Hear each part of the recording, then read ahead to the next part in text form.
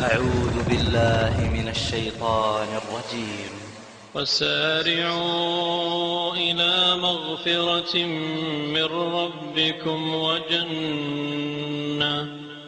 وجنة عرضها السماوات والأرض أعدت للمتقين. Allahu Akbar. Worship is what you're devoted to. Worship is what you think about all the time. Worship is what consumes your time and your money. Latest computers, latest technology, whatever it is that you're hung up on, that's what you're worshiping. Oh, our Lord, oh, our God, you are the only one worthy of my worship. My worship is for you, the Creator, not for this creation.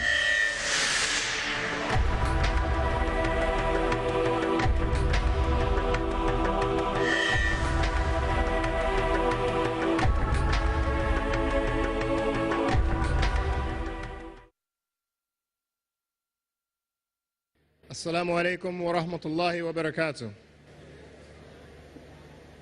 Bismillah ar-Rahman ar-Rahim. In the name of Allah, the most gracious, the most merciful. I send salams on the last and final Prophet Muhammad sallallahu alaihi wasallam, on his companions, his family, wives, and those who follow right guidance until the end of times. I welcome you back to the Peace Vision of Islam Conference for 2008. We have as our speaker for the day, Sheikh Yusuf Estes from the United States of America. He will be speaking on the topic, Worship the Creator, not the Created. At this time, I would like to welcome Sheikh Yusuf Estes to the stage, inshallah. Ladies and gentlemen, Sheikh Yusuf Estes. Sheikh Yusuf Estes was born in 1944, and he has become one of the voices of Islam in the English-speaking world today. Born into a Catholic family, Estes was raised in Texas, where he became a music minister and a preacher. He learned about Islam and the Quran. Yusuf Estes converted, along with his father, his wife, and children, to the Islamic faith in 1991. He is a worker and a presenter, and has given lectures and sermons in many countries around the world besides his native birthplace, the United States. He has many websites through which he does dawah. One of them which he would like to introduce you to is www.youtubeislam.com. YouTubeislam.com, which is one word. His humorous ways help to hold the interest of Muslims and non-Muslims alike, especially today's youth, inshallah. With no further delays, not that there were any delays, inshallah, we would like to welcome Sheikh Yusuf Estes and his humorous ways to the podium, inshallah. Alhamdulillah, wa salatu wa salam ala Rasulullah wa ala alihi wa sahbihi ajma'in. Ashhadu an la ilaha illallah wahdahu la sharika lah wa ashhadu Muhammadan abduhu wa rasuluhu ma ba'd. Assalamu alaikum. Alhamdulillah, alhamdulillah rabbil alameen huwa alladhi jalna muslimin. The thanks is for Allah, who made us Muslims. Alhamdulillah. Often we hear people say, if they're Christian, they say, I love the Lord.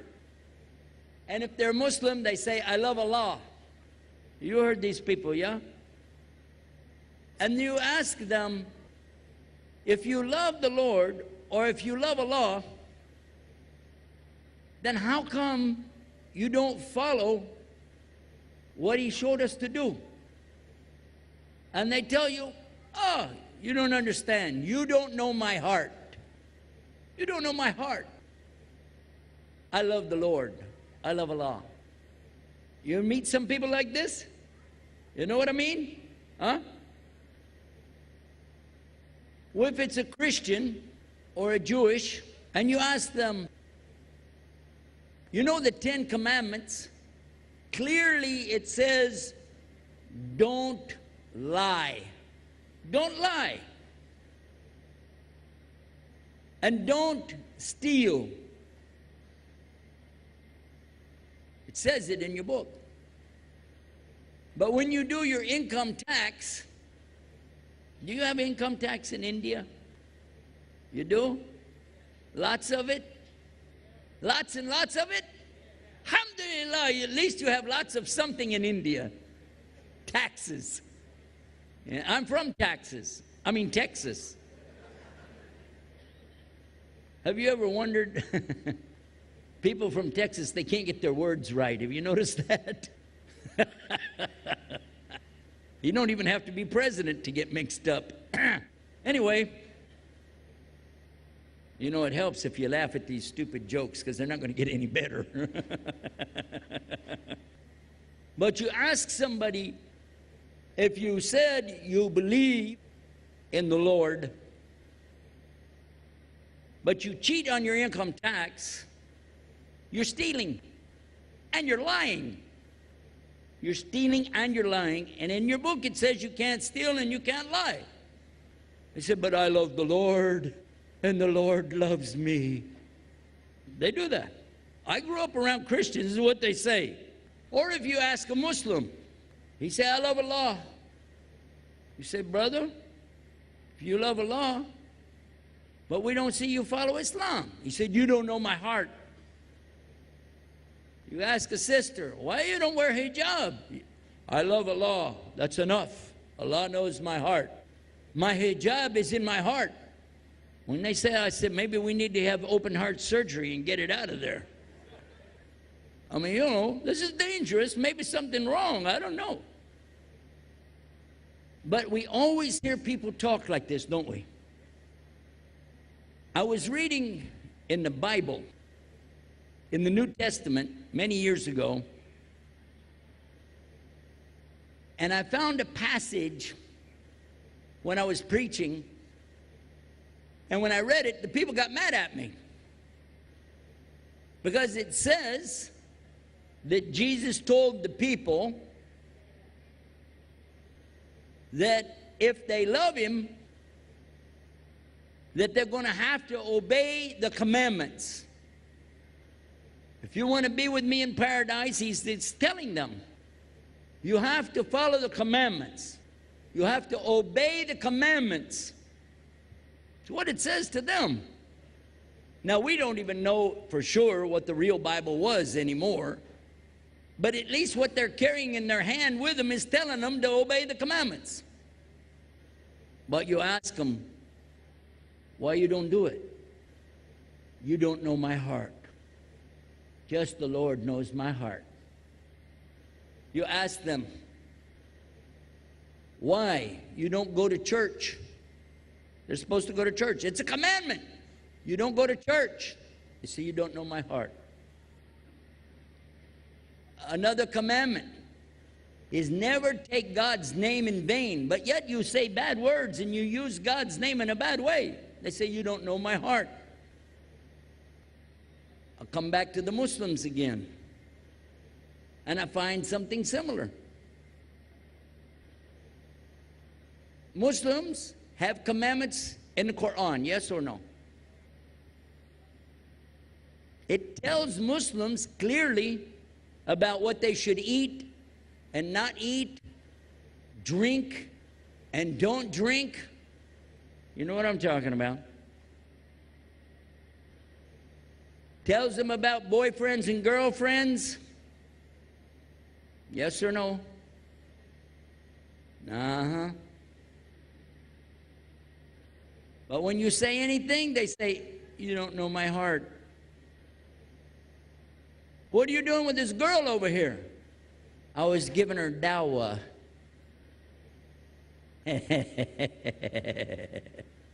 Now, maybe he's telling the truth. After all, the word dawah, it means invitation. Yeah, I heard that. Now, when one of our brothers came from Arabia to the United States.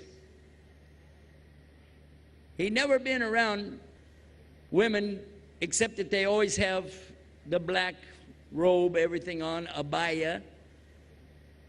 So he's standing there. He just got off the airplane. He's like this.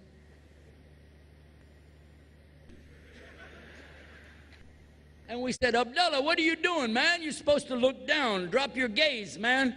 He said, it says in Islam, we're allowed one look, and I did not blink yet. You know what I'm talking about. And if you ask him, he's going to say, but I love the Lord. I love Allah, and Allah loves me. And this is the excuse that Jews, Christians, and Muslims have been using over and over and over. They claim that they love the Lord, but do they really?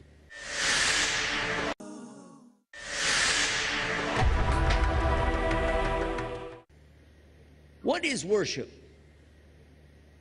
I want to give you an expression of something. I want you to think about it. A little boy comes home one day to his mother, and he says, Mama, I love you. She said, well, isn't that nice? He said, yes, ma'am, I love you. She said, well, then why don't you go out in the kitchen and wash the dishes, because I have diabetes. You know what's diabetes? You can't stand on your legs because they swell up and you have sugar problem and all. Okay. She said, well, you just go wash dishes for me. It'll be very nice for me and I won't have to get up. He said, no, but I love you.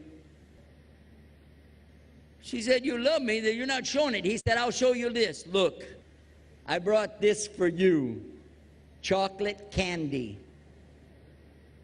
She said, I got diabetes. I can't eat that. I'll die. He said, yeah, I know. But I like it. I'll eat it for you because I love you. Now, wait a minute. The next day he comes in again. Mama, I love you. Well, isn't that nice? I really love you, Mama. Okay. Why don't you go outside and mow the lawn for me? Mow the lawn because I have asthma, and if I go out there and mow the lawn, it's going to get, and I'll be sneezing and coughing, and I can't, so go out and mow the lawn for me. No. You say you love me. Yeah, I love you. And I got something for you. Look, I brought for you flowers. I got asthma. I can't be around. If it can't be, the flowers are, get the flowers away from me. I can't be around the flowers. Yeah, I know, but I like them, and I'll smell them for you. Now, you can see real clear from the example I gave you. Does the boy love his mother, or does he love himself? Which one? It's clear. It's so clear. So when somebody said, I love Allah, where's the proof? Where? Now, I already quoted to you some things from the Bible. Why don't I talk about the Quran for just a minute? Is there a verse in the Quran that tells you about love for Allah and how to demonstrate it? Look. Chapter 3, verse 31.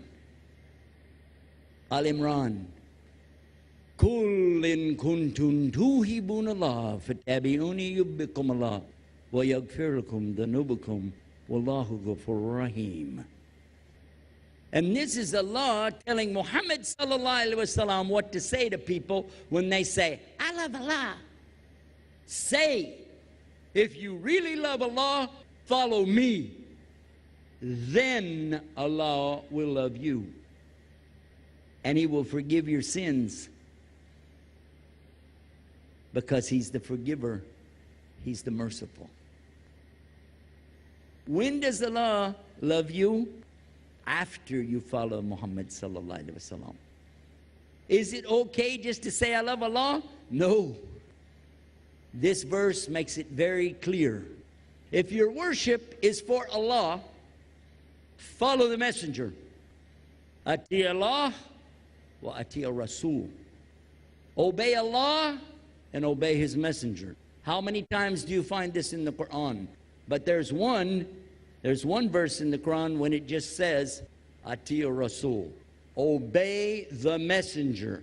Obedience to the messenger is obedience to Allah. That also goes the other way, doesn't it? Disobedience to the messenger is disobedience to Allah. What is disobedience? What do you call it in Arabic? Fasik. Fasik. Fasikun. Allah says in the same surah, Al-Imran, Kuntum khayra ummatin ukhrijat lin-nasi ta'muruna bil ma'ruf wa tanhauna 'anil munkar wa tu'minuna billah. Now most of us stop right there and we don't know there's more to the verse. This verse up to this point has said you're the best of nations raised up because you call to al-maruf and you forbid al-munkar and you believe in Allah. What is maruf and munkar? It is to call to the oneness of Allah and to follow His commandments. In this case, that's the meaning here. Because in the next part, munkar is anything that takes people away from Allah and away from the right belief, because otherwise you could not subjugate the belief in Allah to these two things. How can you say I believe in Allah but you're not willing to do these two things? And then the verse continues anyway, and it said, and if the Ahl Kitabi had believed, it would have been better for them. From them, minhum, are those who have iman, faith. But aktharuhum, most of them are fasikun. I took this verse and I went to a preacher and I asked him, I didn't tell him where I had it from. I just said, what would you say if somebody said, some Christians have faith and they're believers? What would you say?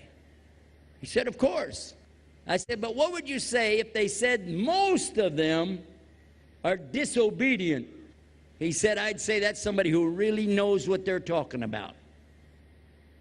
And I asked him why. He said, because Christians are ordered to keep the Sabbath and they don't come to church.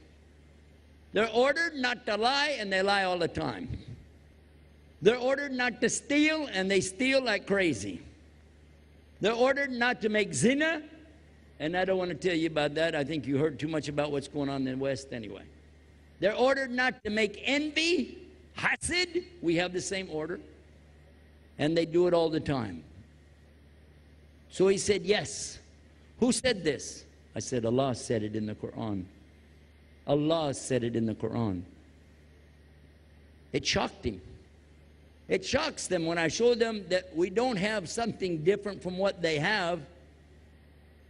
In fact, the problem comes in because they don't follow their book, and now we're starting not to follow our book.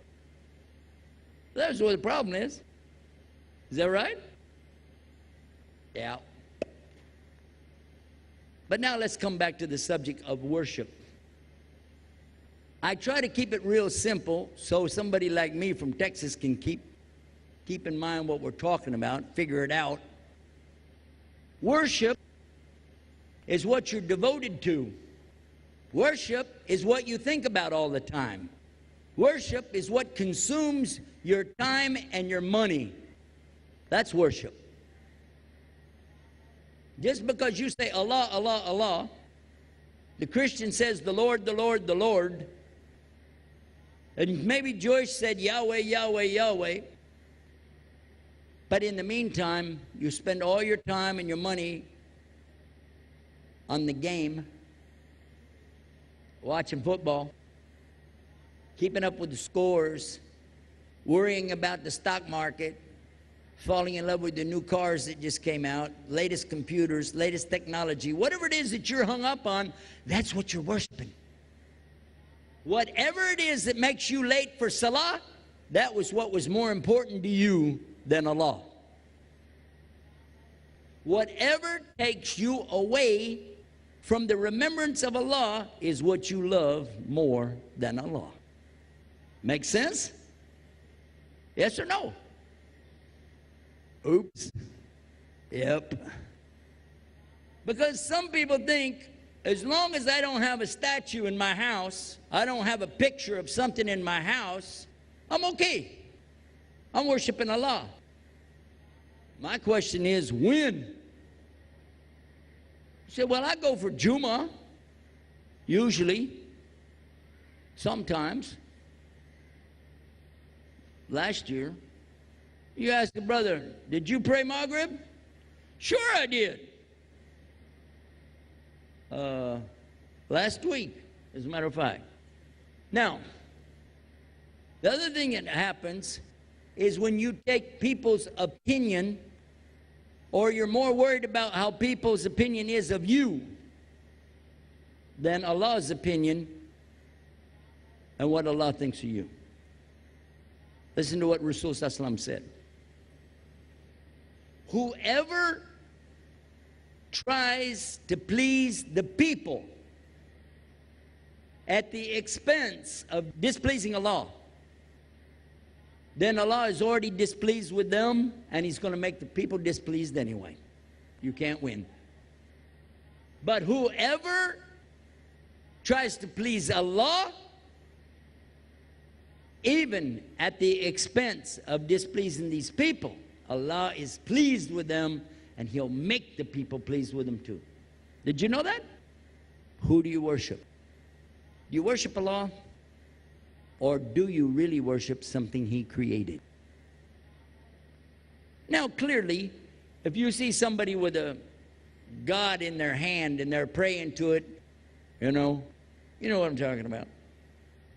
Holding something in your hand saying, oh, help me, help me. How is something you hold in your hand going to help you?